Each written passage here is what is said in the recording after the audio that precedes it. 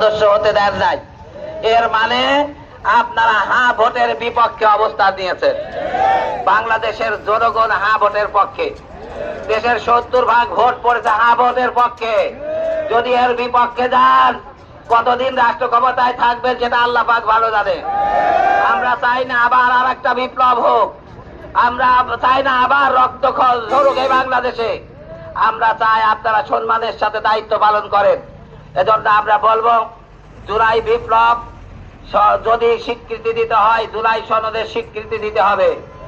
আপনাদের যদি শুধু বুদ্ধির উদয় হয় তাহলে সকল সংসদ সদস্যকে সংস্কার কমিশনের সদস্য হিসাবে শপথ পড়াবেন আপনারা। আমাদের অনুরোধ, আসেন আমরা সবাই মিলে জুলাই বিপ্লবকে স্বীকৃতি নাকি আপনারা জুলাই বিপ্লবের স্বীকৃতি দিতে রাজি আছেন তো? ইনশাআল্লাহ আপনারা দেখে যান এদেশের জনগণ জুলাই বিপ্লবের পক্ষে, অর্থাৎ এর বিপক্ষে যারা অবস্থান করবে বাংলার মাটিতে তাদের জায়গা হবে না। প্রিয় দেশবাসী, আপনারা আমাকে ভোট দিয়ে নির্বাচিত করেছেন।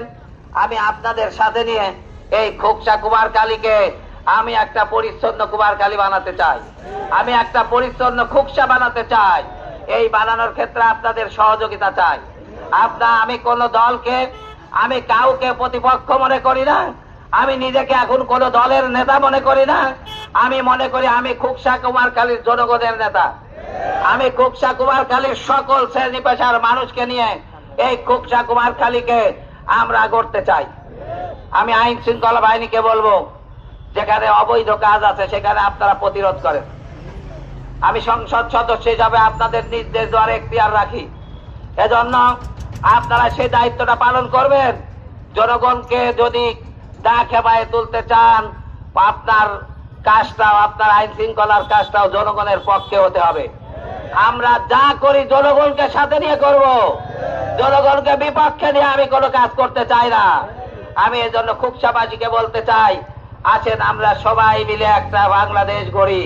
চলো একসাথে গড়ি বাংলাদেশ, সুন্দর মসৃণ এবং সুশৃঙ্খল একটা বাংলাদেশ গড়ি। আসুন এই আহ্বান জানিয়ে সবার সুস্বাস্থ্য কামনা করে, প্রিয় সাংবাদিক ভাই আপনারা কষ্ট করে আপনারা এখানে এসেছেন, প্রিয় খোকসাবাসী আপনারা কষ্ট করে এসেছেন, এজন্য সবাইকে ধন্যবাদ জানিয়ে আমার কথা শেষ করছি। আসসালামু আলাইকুম ওয়া রাহমাতুল্লাহি ওয়া বারাকাতুহু।